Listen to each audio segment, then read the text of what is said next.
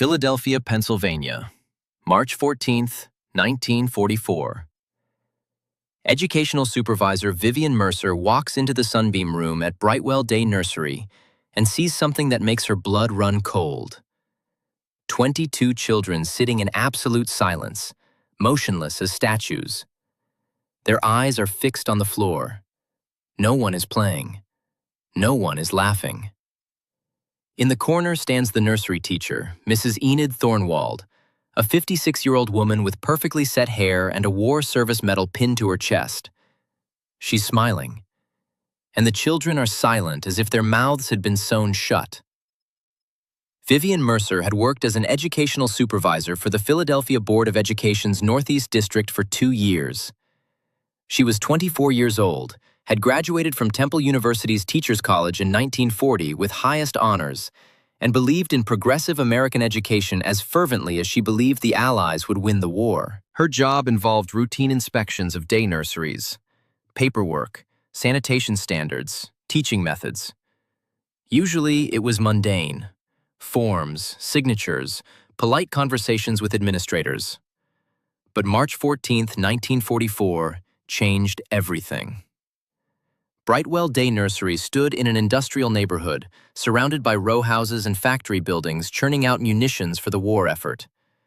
A standard 2-story brick building with peeling yellow paint and blackout curtains still hanging in the windows, even though air raid drills had become less frequent.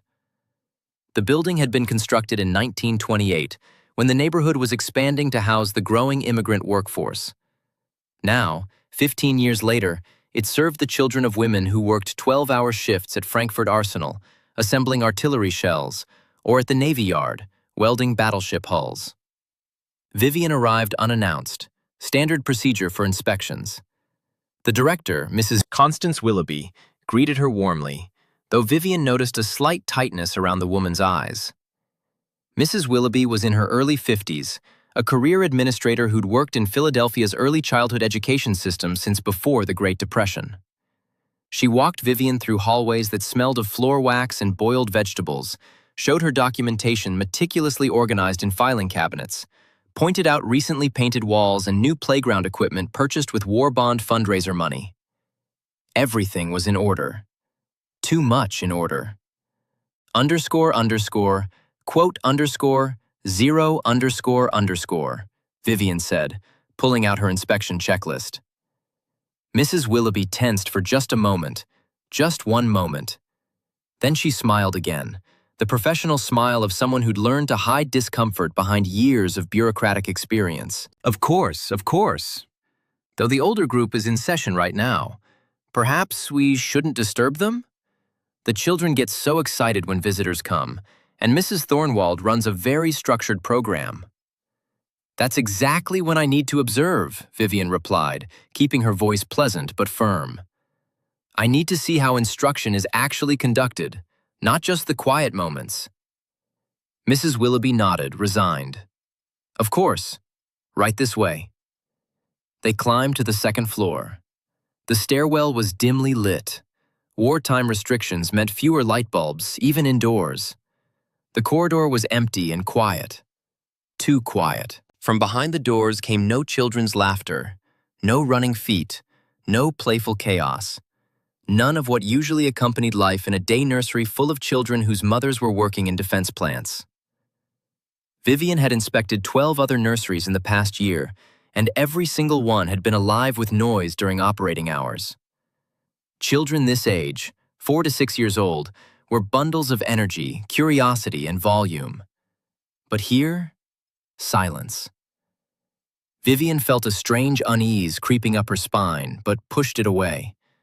Perhaps they simply had good discipline. Perhaps Mrs. Thornwald was an exceptionally skilled teacher who knew how to channel children's energy productively. Vivian had read about such teachers in her pedagogy courses, masters of classroom management who could make chaos into order. Mrs. Willoughby stopped in front of a door with a hand-painted sign reading, Sunbeam Room, decorated with cheerful yellow flowers that looked incongruously bright against the institutional beige walls. She knocked softly, then opened the door. And Vivian saw it. 22 children, all between 5 and 6 years old, sat on small wooden chairs arranged in two perfectly straight rows. They sat absolutely motionless, hands folded on knees, backs straight, eyes lowered to the floor. Not one child moved. Not one raised their head when the door opened. Not one turned to see who was entering. Only one little girl, sitting on the end of the front row, flinched as if she'd been shocked, then lowered her chin even further, her small shoulders hunching forward. At the front of the room stood nursery teacher Mrs. Enid Thornwald, a heavy-set woman with gray hair styled in tight waves that hadn't moved since she'd set them Saturday night. She wore a navy blue dress with a white Peter Pan collar, sensible black shoes, and stockings without runs. A rarity in 1944 when silk was impossible to find and even rayon was precious. On her chest, pinned carefully in place, was a War Service Medal awarded in 1943 for her 25 years in early childhood education. Her face was calm, even benevolent, with the kind of smile that didn't reach the eyes. "Good afternoon," she said quietly. "Please, come in." Vivian entered. The children didn't move. Not even a flicker of curiosity crossed their small faces. Vivian said, injecting warmth into her voice, "Silence. Complete, unnatural silence." Mrs. Thornwald said softly, almost gently. The children murmured in unison, a flat chorus without inflection, without raising their eyes from the floor. Vivian surveyed the room. The classroom was spotless, almost sterile in its orderliness.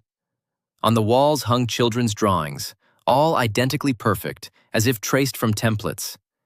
There were no messy finger paintings, no crooked stick figures, no creative chaos. Just neat, controlled, identical images of houses with triangular roofs and square windows, trees with round green tops, smiling suns with perfectly spaced rays. On the shelves sat toys that clearly no one touched. Wooden blocks stacked by size, dolls seated primly in a row, books aligned with military precision. In the corner by the window stood a small table with methodically arranged educational materials. Alphabet cards, counting beads, a globe, and in the opposite corner, a door. An ordinary wooden door, painted the same institutional beige as the walls. But the door had something unusual, a heavy sliding bolt latch mounted on the outside. "What's that door for?" Vivian asked, keeping her tone casual. "Storage closet," Mrs. Thornwald answered smoothly. "We keep mops, buckets, cleaning supplies. We keep it latched so the children don't get into the chemicals. Safety precaution." "I see. And what are you working on right now with the children?" "We're listening to a story about springtime. Language development from the curriculum. I was just about to ask them comprehension questions." Vivian looked at the children again. They still weren't moving. Not even their eyes. This was unnatural. Children this age couldn't sit motionless for so long. They fidget, whisper, scratch, pick their noses, look around. Their attention spans were measured in minutes, not hours. Even the best-behaved children showed some signs of restlessness during structured activities. But these children sat like little statues, like soldiers at attention, like prisoners awaiting judgment. "Children, who can tell me about spring?" Vivian asked, trying to sound friendly and encouraging. Silence. No hands raised. No eager voices calling out. Nothing. "Come on, don't be shy. What happens in springtime?" One boy in a blue sweater slowly, hesitantly raised his hand. The hand was trembling. His eyes darted to Mrs. Thornwald and back to the floor. "Yes, go ahead," Vivian encouraged. The boy took a shaky breath. "In spring, the snow melts," he whispered barely audibly. "Birds come back from the south. Leaves come out on the trees. Flowers bloom." "Excellent! That's exactly right," Vivian smiled broadly. "And what's your name, young man?" The boy froze. His face went pale. He glanced at the teacher with a quick, frightened look, like a rabbit checking for a fox. "You may answer, Harold," Mrs. Thornwald permitted, her voice soft as velvet. My name is Harold Kowalski, the boy whispered. Vivian spent another 15 minutes in the room. She asked questions about the story, about what the children had learned that week, about what they liked to play during free time. She tried to engage them, tried to see the natural curiosity and energy that should characterize children this age. But they all answered in monosyllables, in flat voices, constantly glancing at Mrs. Thornwald before speaking. No one smiled. No one showed any liveliness or spontaneity. Even the smallest ones, the ones who should have been wiggling and giggling, sat as if they'd turned to stone. When Vivian finally said goodbye and left the room, the children murmured goodbye in that same flat chorus, still not raising their eyes. In the hallway, with the door closed behind them, Vivian turned to the director. Mrs. Willoughby tensed again, her professional smile flickering. The director made a surprised face, but her eyes showed something else. Wariness, defensiveness. Vivian repeated, skeptical. But Vivian couldn't forget those eyes. Those lowered, empty, frightened eyes. She'd seen fear before. She'd grown up during the Depression, had seen hungry children, desperate families, the fear that came from poverty and uncertainty. But this was different. This was the fear of children who'd learned that the adult in charge was not their protector, but their threat. She returned to the Board of Education office and spent the rest of the day turning over what she'd seen in her mind. Formally, there was nothing wrong with Mrs. Enid Thornwald. Vivian pulled her personnel file. The woman had worked at Brightwell Day Nursery since 1919, 25 years straight, starting right after the Great War ended. Before that, she'd taught at a private kindergarten for wealthy families. She had excellent credentials, awards, commendations. Her file contained letters from grateful parents, certificates of appreciation from the board, a commendation from the mayor's office for her dedication to Philadelphia's children. On paper, Enid Thornwald was an exemplary educator. But Vivian couldn't shake the feeling that behind the perfect facade lurked something terrible. She decided to return in a week, an unscheduled inspection, arriving early enough to see the morning routine. March 21st, 1944, 8 o'clock in the morning. Vivian Mercer stands again at the doors of Brightwell Day Nursery. This time, she's arrived at the very start of the workday, when parents drop off their children. She wants to see how the children react to Mrs. Thornwald, to observe the transition from home to school, and what she witnesses in the next half hour makes her understand. This isn't just strict discipline. This is systematic terror. The morning was cold, though the calendar said spring. Philadelphia in late March still felt like winter. Bare trees, gray skies, a biting wind that cut through coats. Parents hurried their children toward the entrance, breath fogging in the cold air. Most were working-class families heading to early factory shifts, some running late, checking pocket watches nervously. Others just wanting to drop off their child quickly and get to warmth and work. Vivian stood aside, partially hidden by the corner of the building, watching. First, she saw a woman around 30, wearing a kerchief over her hair and a worn wool coat, leading a little girl in a red coat that had clearly been handed down. The hem had been let out, the elbows patched. The girl was about 5, with dark braids. She walked slowly, dragging her feet, pulling back against her mother's hand. "Mama, I don't want to," the girl whimpered. "You have to, Ruthie. Mama has to get to work. They need me at the Arsenal." "Mama, please don't leave me here."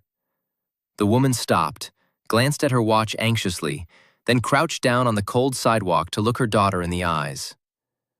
"Ruthie, what's wrong, sweetheart? Is someone bothering you? Did another child hit you?" The girl shook her head quickly. "No, I don't want to go." "But why? What's the matter?"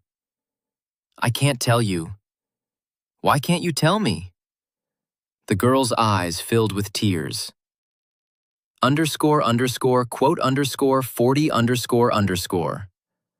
The mother's face showed frustration mixed with concern. "Ruthie, Mama doesn't have time for this. I'm going to be late." Mrs. Thornwald will take good care of you, just like always. Come on now." She stood up, pulled her daughter toward the entrance. The girl walked with her head down, shoulders slumped, like a convict walking to the gallows. Next came a man in his 40s, wearing factory coveralls under his coat, leading a boy by the hand. The boy, that same Harold Kowalski Vivian had seen last week.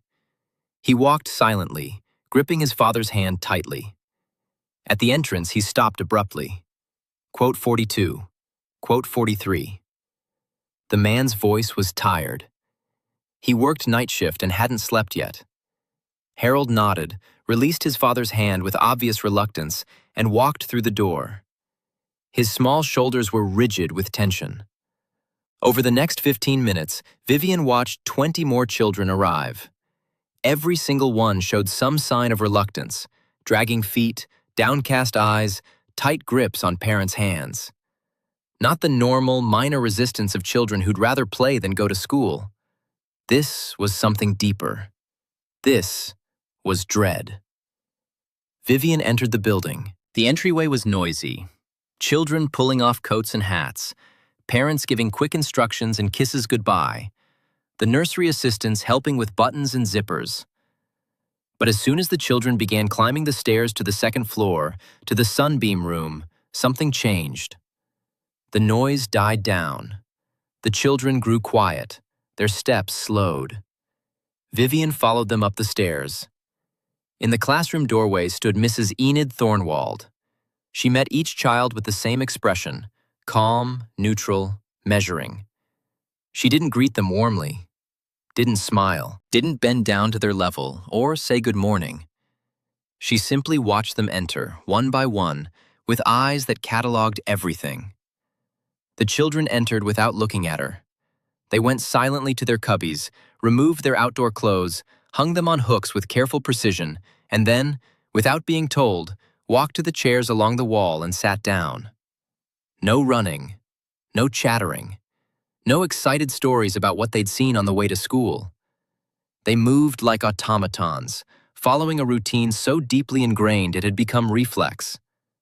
Within 5 minutes, all 22 children sat in absolute silence, hands folded, eyes down.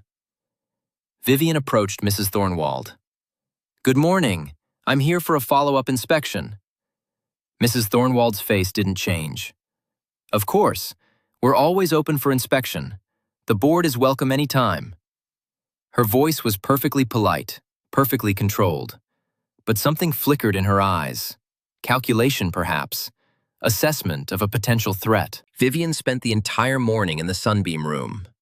She watched how the children ate breakfast, bowls of oatmeal served at 8:30, eaten in complete silence. No talking aloud during meals, Mrs. Thornwald explained.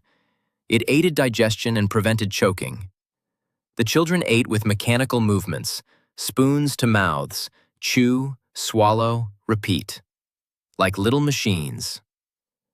She watched how they went to wash their hands, in single file, no pushing, no playing with water, no splashing. One child at a time at the sink, supervised by Mrs. Thornwald's steady gaze. She watched how they sat for a lesson about helping the war effort, collecting scrap metal, buying war stamps, conserving food. The children sat absolutely still, answered only when called upon, their responses brief and monotone. And then, at 9:30, she saw something that made her blood run cold. A little boy, maybe 4 years old, smaller than the others, with dark curly hair and a spray of freckles across his nose, dropped his pencil during a drawing exercise. It clattered on the wooden floor, the sound loud in the oppressive silence. The boy froze. His face went white. His hands began to shake. Mrs. Thornwald walked over to him slowly, deliberately. She didn't say a word. She just stood there, looking down at him. And the boy began to tremble, tears welling up in his eyes. "Pick it up, Francis," Mrs. Thornwald said quietly. The boy bent down, picked up the pencil with shaking hands, fumbling twice before he got a grip on it. "Francis has trouble being careful with his things," Mrs. Thornwald announced to the room, her voice still soft, still calm. Francis needs to learn that carelessness has consequences. Francis will not use pencils today. He will sit and watch the others draw. The boy nodded, tears streaming down his face. But he made no sound. Not a sob, not a whimper. He sat with his hands folded, watching the other children draw, silent tears running down his cheeks. Vivian wanted to intervene, to say something, to comfort the child.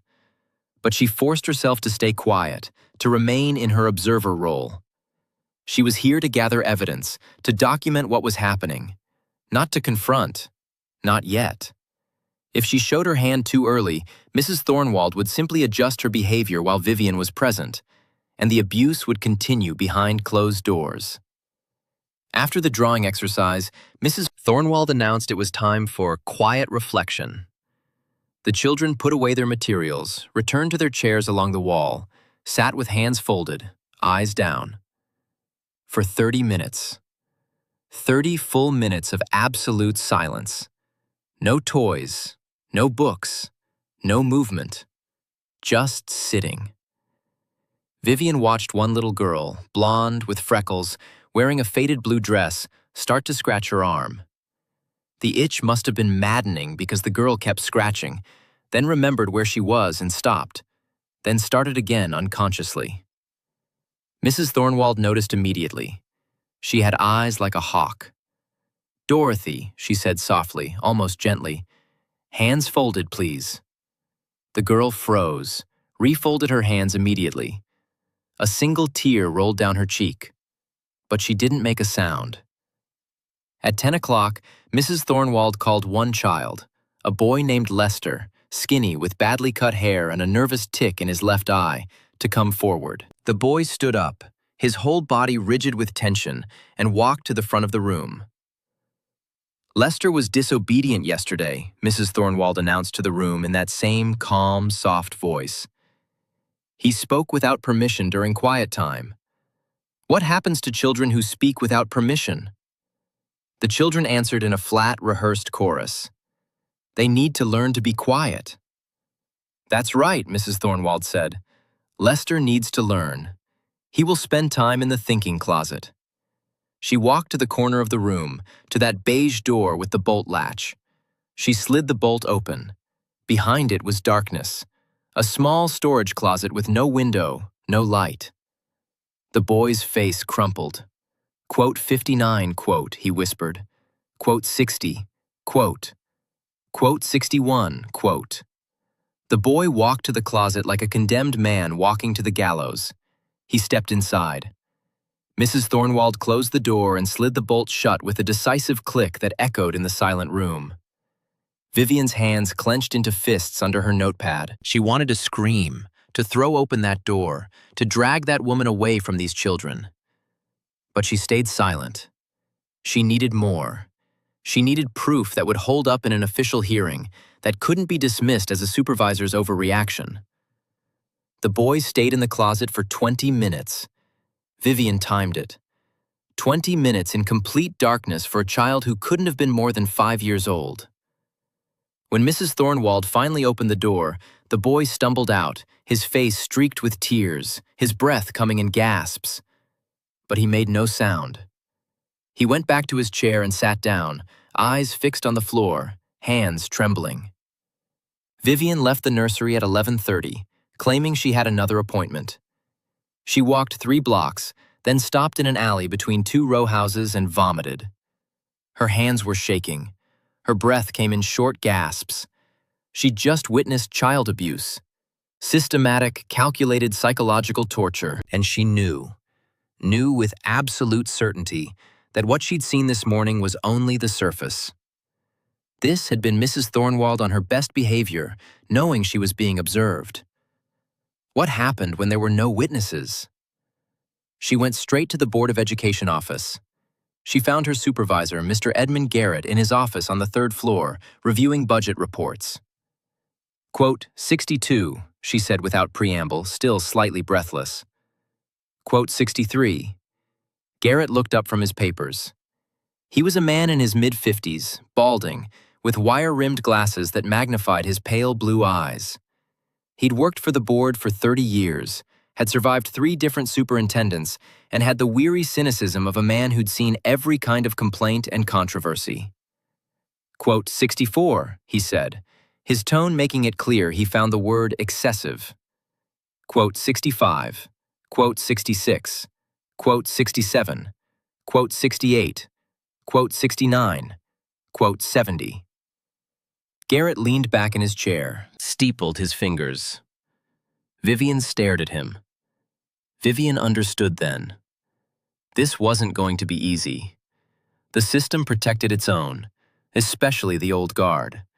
Especially during wartime, when everyone was supposed to pull together, not make waves, not create problems. She went home that night and couldn't sleep.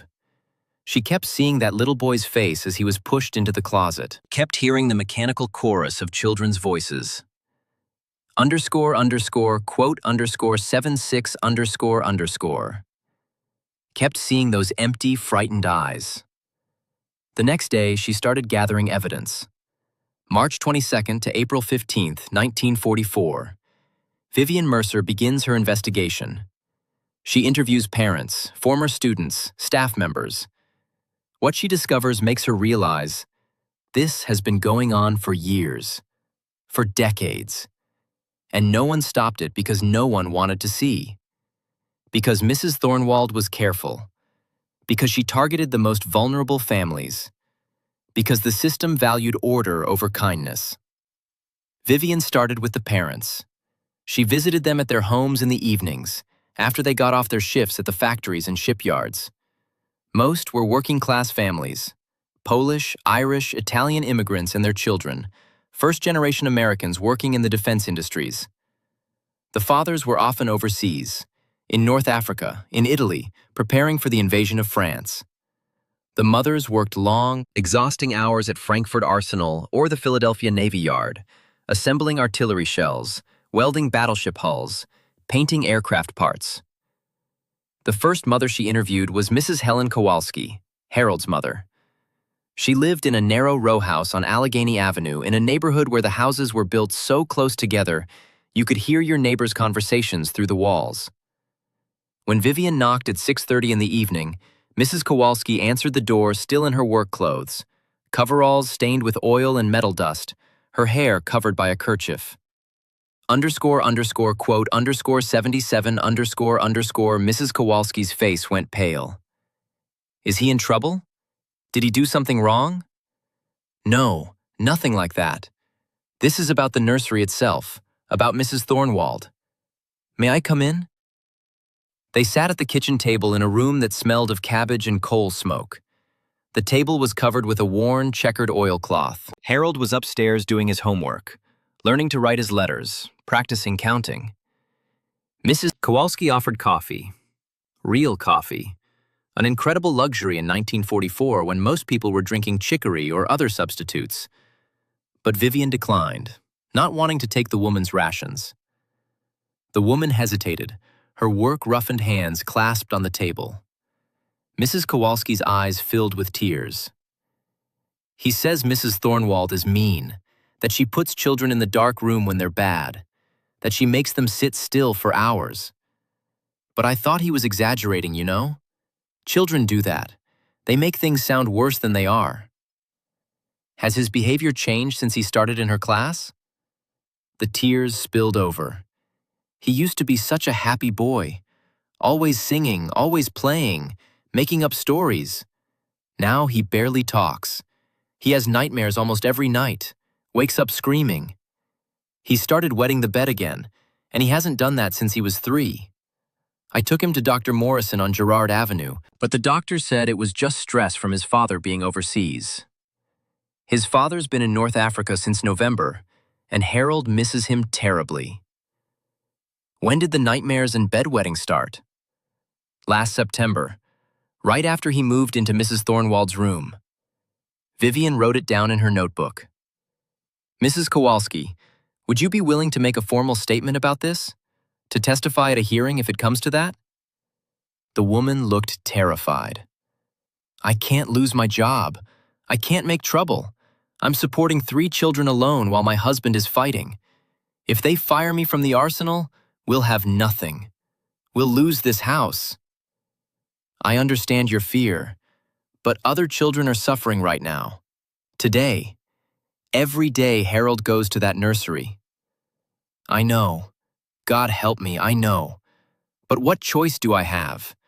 There's no other childcare I can afford. The church nursery is full. My mother lives in Pittsburgh, can't help. If I don't work, we don't eat. It was the same impossible bind. Working mothers who needed childcare to survive, trapped in a system where complaining about abuse meant risking everything. Think about it, Vivian said gently. I'm gathering information. When the time comes, I'll contact you again. She visited 15 more families over the next 2 weeks. The stories were heartbreakingly similar. The O'Brien family. 6-year-old Margaret had stopped eating properly, had lost 8 pounds. Her mother, working at the Navy Yard, thought it was due to missing her father who was serving in the Pacific. The Baxter family. Evelyn, 6 years old, had stopped talking at home. Completely stopped. She'd answer yes or no questions with nods or head shakes, but wouldn't speak. Her mother, Mrs. Irene Baxter, was beside herself with worry. The Romano family. 5-year-old Anthony had developed a stutter so severe he could barely get through a sentence. The Mueller family. Dorothy, that same blonde girl Vivian had seen in the classroom, was pulling out her own hair. Her mother had found clumps of it under her pillow. And always, always, the change had started when the child entered Mrs. Thornwald's classroom. One mother, Mrs. Baxter, finally broke down completely during the interview. My daughter Evelyn stopped talking at home, she sobbed, her face in her hands. She's 6 years old and she won't speak to me anymore. Won't tell me about her day, won't sing the songs she used to love, won't even say, I love you, Mama, at bedtime. When I ask her why, she just shakes her head and her eyes fill with tears. The doctor says there's nothing physically wrong with her vocal cords. But I know in my heart, it's that nursery. It's Mrs. Thornwald. But what can I do? I have to work. There's no other childcare I can afford. My husband's been dead 2 years, killed in a factory accident. I'm all my children have. If I can prove what's happening, will you testify? Mrs. Baxter looked at her with desperate red-rimmed eyes. Will it actually help? Will anyone listen? Or will it just cost me my job and change nothing? I can't promise it will work, but I can promise I'll fight as hard as I can. Mrs. Baxter wiped her eyes. Then yes, I'll testify. For Evelyn. For all of them. Vivian had her first witness. Next, she tracked down former students, children who'd been in Mrs. Thornwald's classroom in years past and were now teenagers. Mrs. Thornwald had been teaching since 1919, 25 years. That meant hundreds of children had passed through her classroom. Vivian started with recent graduates, children who were now in their teens and could articulate their experiences. She found Dorothy Kellerman, now 16, working as a clerk at a corner drugstore on Frankford Avenue.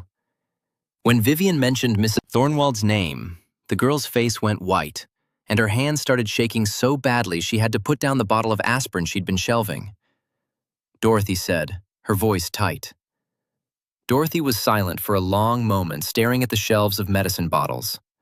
Then, in a voice barely above a whisper, __quote _102 __.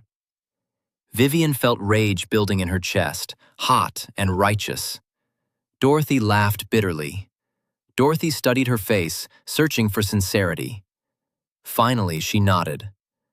__quote _108 __. Over the next 3 weeks, Vivian found 23 more former students willing to talk. Their stories were eerily consistent. Thomas Brennan, now 18 and in Army basic training at Fort Dix, awaiting deployment to Europe. He wrote Vivian a letter. __quote _109 __. 15-year-old Martin Kowalczyk, now working in his father's butcher shop. She used to make us stand facing the wall for an hour at a time. If you moved, if you shifted your weight, she'd add 10 more minutes. I was 5. My legs would shake from standing so long. Once I fainted. She told my parents I was lazy and weak. 17-year-old Patricia Donnelly, working at a textile mill. She told me my mother didn't love me. She said that's why my mother sent me to the nursery, because she wanted to get rid of me. I was 4 years old and I believed her. I believed my own mother didn't want me. It took years of my mother crying and holding me and telling me she loved me before I finally understood it wasn't true. The stories painted a picture of systematic psychological abuse, isolation, humiliation, fear, manipulation. Mrs. Thornwald never hit the children. She was too smart for that, too careful. Physical abuse left marks. But psychological abuse was invisible, easy to deny, hard to prove.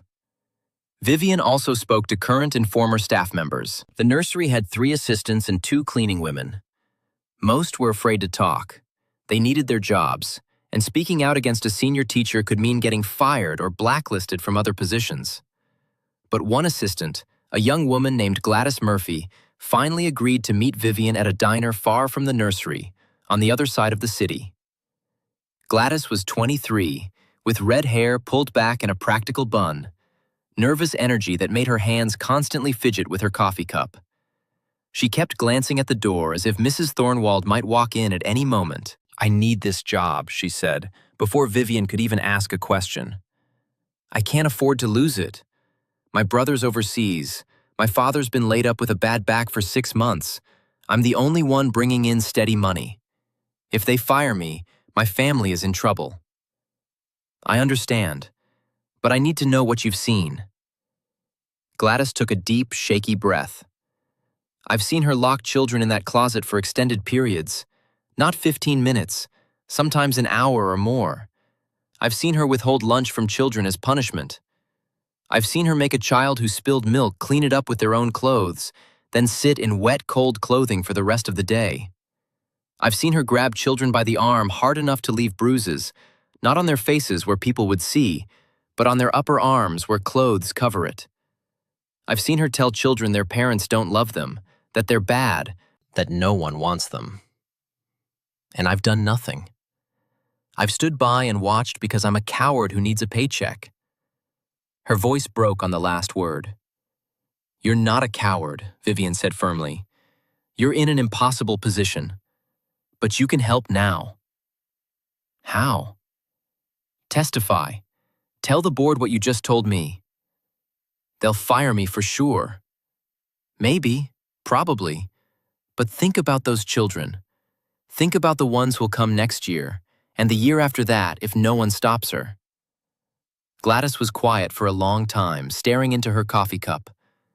Then she looked up, her jaw set with determination. "Okay, I'll do it.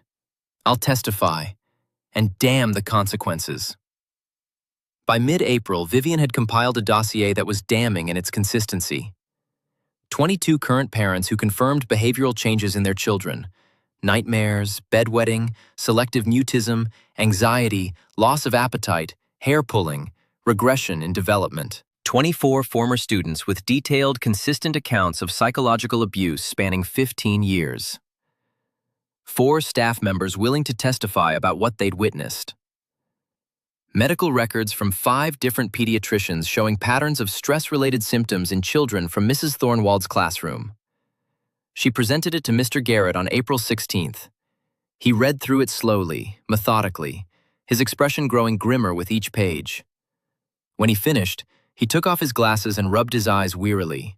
"This is damning," he said quietly. "This is... Christ, Vivian. If even half of this is true." "It's all true. I've verified everything. I've interviewed the children, the parents, the staff. The pattern is undeniable. It's also going to be a nightmare to pursue." He looked at her seriously. "Mrs. Thornwald is connected. Her late husband was a city councilman. She has friends in the Department of Education, in the mayor's office, on the board itself. She's been here longer than most of the current administration. If we move against her and fail, If the board doesn't support this, your career in Philadelphia education is over. You understand that? I understand. And you still want to proceed? Those children are being tortured every day, right now. Garrett was silent for a long moment, studying her face. Then he nodded slowly. All right. I'll schedule a formal hearing. We'll do this by the book, everything official. But Vivian, you'd better be right. Because if you're wrong, or if we can't prove it conclusively, they'll destroy you. I'm right, and we'll prove it. May 3rd, 1944. The Board of Education hearing room in City Hall, a grand 19th century building with marble floors and high ceilings that amplify every sound. 50 people packed the small chamber on the 3rd floor. 7 board members, parents clutching handkerchiefs, former students with set jaws, reporters with notebooks, Vivian Mercer with her carefully organized evidence. Mrs. Enid Thornwald sits at the front table, calm and composed, wearing her best navy dress and her war service medal prominently displayed. Vivian stands at a lectern, holding a folder that represents months of investigation. This is her one chance. If she fails, the abuse continues. If she succeeds, she might save dozens of children from years of trauma. The hearing began precisely at 2 o'clock. The chairman, Dr. Walter Hutchins, a distinguished educator in his 60s with silver hair and the bearing of someone accustomed to authority, called the room to order with 3 sharp raps of a gavel. Vivian stood. Her hands were shaking, but her voice was steady, strengthened by righteous anger and the weight of the children depending on her. Quote, 134, quote, quote, 135, quote, Dr. Hutchins said gravely, quote, 136, quote, quote, 137, quote. Mrs. Thornwald stood, raising her hand. Quote, 138, quote, quote, 139, quote, quote, 140, quote. Her voice was calm, almost amused, with the confidence of someone who'd never been seriously challenged in 25 years. These accusations are absurd. I've dedicated a quarter-century to educating Philadelphia's children. I've received commendations from this very board.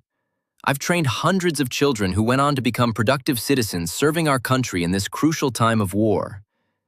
And now this young woman, she gestured dismissively at Vivian, fresh out of college with her modern theories, wants to destroy my reputation because she doesn't approve of traditional discipline. Miss Mercer is not the one under examination here, Dr. Hutchins said firmly. Isn't she? This is clearly a personal vendetta. She came into my classroom with preconceived notions about progressive education. She saw strict but necessary discipline and labeled it abuse. But I assure you, gentlemen, there is a profound difference between firm guidance and abuse. Our boys are fighting and dying overseas. We owe it to them to raise children who are disciplined, obedient, and strong, not coddled, weak, and self-indulgent. It was a calculated appeal to wartime patriotism, and Vivian could see it working on some of the board members. Dr. Hutchins himself looked somewhat swayed. Vivian needed to regain control. May I present my first witness, Dr. Hutchins? He nodded. Proceed. Dorothy Kellerman came to the front of the room. She was 16, small for her age, wearing a simple brown dress and clutching a purse with white knuckles. She looked terrified. State your name and age, please, Vivian said gently. Dorothy Kellerman. I'm 16 years old. And were you a student in Mrs. Thornwald's classroom? Yes, ma'am, when I was 5 years old. Can you tell the board about your experience? Dorothy took a shaky breath, glanced at Mrs. Thornwald, then forced herself to look at the board members instead. She locked me in a storage closet 17 times over the course of that year. I counted every time because counting was the only way I could keep from screaming. It was completely dark. There were no windows. I couldn't see anything. She would leave me there for what felt like hours.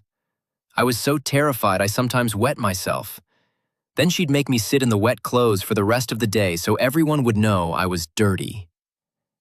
That is a complete fabrication, Mrs. Thornwald said calmly, still seated. The child was emotionally disturbed. Her mother confirmed this. I attempted to help her, but she was beyond my reach. She required professional intervention, which, sadly, the family could not afford. I wasn't disturbed before your class. Dorothy's voice cracked with emotion. Mrs. Thornwald began. Dorothy shouted, surprising everyone, including herself. Dr. Hutchins banged his gavel. Dorothy was crying now, tears streaming down her face. Vivian called witness after witness over the next 2 hours. Mrs. Irene Baxter testified about her daughter Evelyn's selective mutism. Mrs. Helen Kowalski testified about Harold's nightmares and bedwetting. Mrs. Margaret O'Brien testified about her daughter's dramatic weight loss and fear of eating. Thomas Brennan's letter was read aloud, with its devastating line, "Nothing the Germans can do to me will be worse than what Mrs. Thornwald did when I was 5. Gladys Murphy testified about what she'd witnessed as a staff member, the extended periods of isolation, the withholding of food, the psychological manipulation. Each testimony built on the previous one, creating an overwhelming pattern of abuse that was impossible to dismiss as coincidence or exaggeration. Mrs. Thornwald sat through it all with perfect composure, occasionally shaking her head sadly as if disappointed by the delusions of disturbed people. When it was her turn to speak, she stood with dignity. __quote _163 _____. It was a masterful performance, calm, reasonable, playing on prejudices about, quote, 164, quote, and, quote, 165, quote, from immigrant families. Vivian could see some board members nodding. She was losing them. Then she played her final card. __quote, _166 ___. The little boy came forward, holding his mother's hand tightly. He was 6 years old, small for his age, with dark hair and enormous frightened eyes.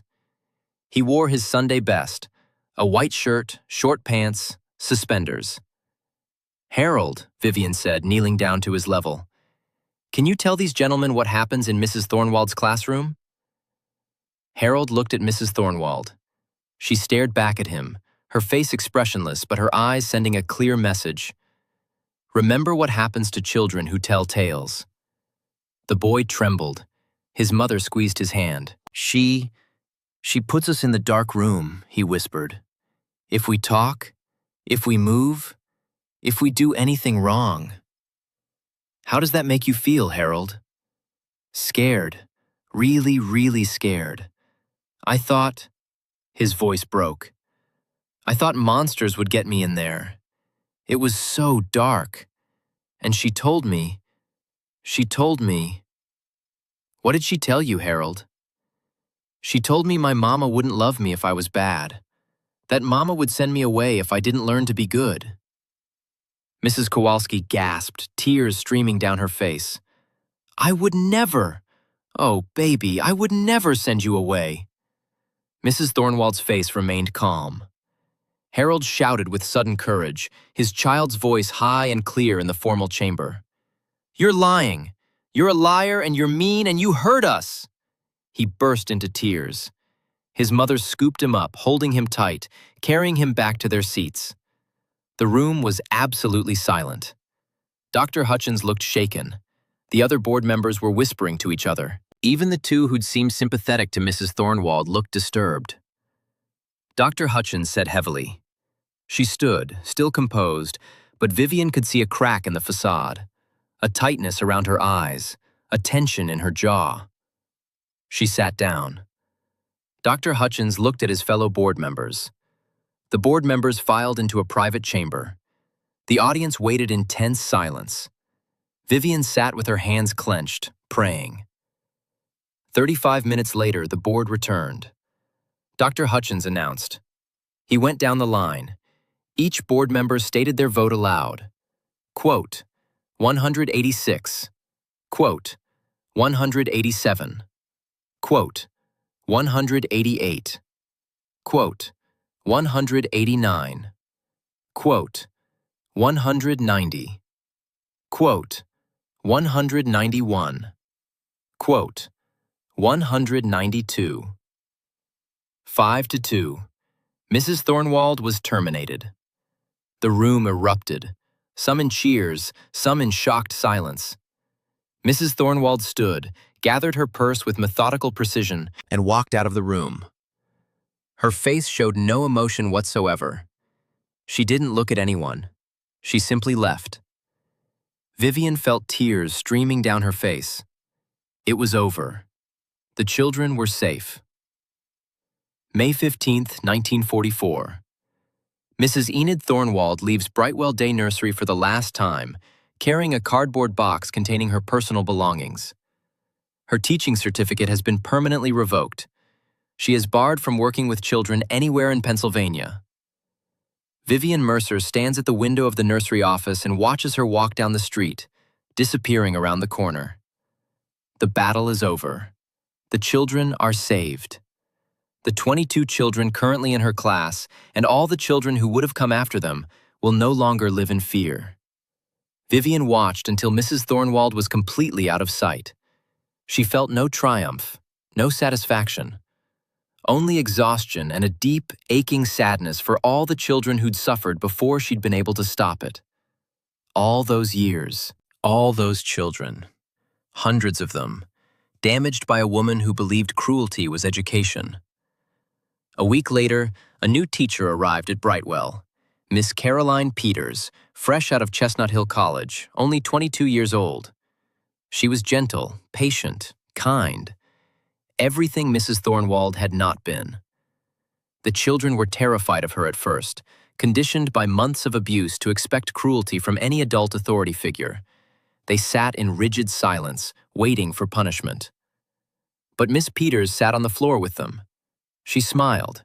She sang songs. She encouraged questions. She never raised her voice. She never threatened the closet. It took weeks, but slowly, incrementally, the children began to thaw like ice in spring sun. Harold Kowalski stopped wetting the bed after 4 months of the new teacher. By the end of summer 1944, the nightmares had mostly stopped. Dorothy, the current student, not the former one, started speaking at home again by June. Lester stopped flinching when adults came near him. Ruth began to smile. Little Frances started laughing again. Not all of them healed completely. One little girl, Margaret, continued pulling out her hair for several more years. Another boy, Thomas, developed severe anxiety that plagued him well into adulthood. A girl named Evelyn never fully recovered her ability to trust adults and struggled with relationships her entire life. But most of them survived. Slowly, with the help of understanding doctors, with patient love from parents who finally understood what had been done to their children, with time and distance from the trauma, they survived. Vivian continued her work with the Board of Education. She became one of the first advocates in Philadelphia for what would later be called child-centered education and trauma-informed teaching. She wrote detailed guidelines on appropriate discipline methods, on recognizing signs of abuse, on creating classroom environments based on respect rather than fear. Her guidelines were adopted throughout the Philadelphia school system by 1946, then across Pennsylvania, then gradually in other states. Some were still in use in teacher training programs in the 1960s and 70s. Her work influenced an entire generation of educators. As for Mrs. Enid Thornwald, she found work as a ticket taker at the Regent Theater on Market Street. She worked in the small booth, taking money, tearing tickets, speaking to no one more than necessary. She worked silently, grimly, her face set in permanent disapproval. Children who came to Saturday matinees were instinctively afraid of her. Something in the way she looked at them made them turn away, move to the other side of their parents. November 14, 1945. Mrs. Enid Thornwald is found dead in her apartment on Frankford Avenue. Cause of death, massive stroke. She was 57 years old. The funeral is small, held at a modest chapel, almost empty. Her late husband's family doesn't attend. They'd been estranged from her for years. A few former colleagues come out of obligation. Vivian Mercer doesn't attend. She can't. Even dead, she cannot bear to look at that woman's face. But the story didn't end there. In 1946, Vivian received a letter from Dorothy Kellerman, now 17 and working as a secretary at an insurance office. Vivian cried reading that letter, sitting at her kitchen table, tears dropping onto the page and smudging the ink. She understood then that her fight had accomplished something beyond just stopping future abuse. It had saved the former victims from a different kind of damage. The damage of believing the abuse was their fault, that something was wrong with them. In 1947, the first academic article on psychological child abuse appeared in the Journal of American Education. The author, a child psychiatrist from New York, cited the Thornwald case as a primary example of how traditional quote, _196 methods could cause permanent psychological damage to developing minds. In 1948, Pennsylvania's Department of Education issued comprehensive new guidelines explicitly prohibiting the use of isolation chambers, extended periods of enforced silence, withholding of food as punishment, and psychological manipulation tactics. The guidelines were directly based on the Thornwald case findings. In 1950, teacher training programs across the country began including required coursework on child psychology and development, with entire units dedicated to unacceptable disciplinary methods and recognizing institutional child abuse. All of it, every policy change, every new guideline, every teacher trained in better methods, stemmed from one case, the Enid Thornwald case. The case that proved institutional child abuse could happen even in supposedly respectable settings. The case that showed that traditional discipline could be a mask for cruelty. Vivian Mercer worked in education until 1965, rising to become supervisor for the entire Philadelphia public school system. She wrote 6 books on progressive education and child development. She trained thousands of teachers who went on to work across the country, spreading the principle that she'd fought for. A child is not an object to be controlled and broken, but a person deserving respect, kindness, and dignity. She married in 1949, a fellow educator named Robert Stanton, and they had 2 children whom she raised with gentle firmness, never using fear or humiliation.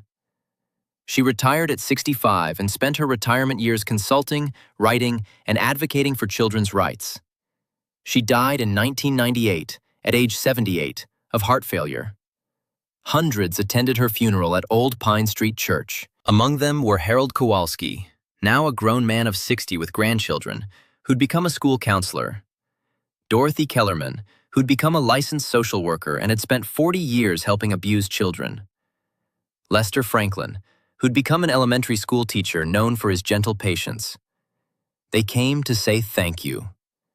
Thank you to the woman who hadn't been afraid of the system, who'd believed children when no one else would, who'd fought when everyone said it was hopeless, when powerful people told her to back down, when her own career was on the line. On Vivian's headstone in Laurel Hill Cemetery were carved the words she'd requested. She defended those who could not defend themselves.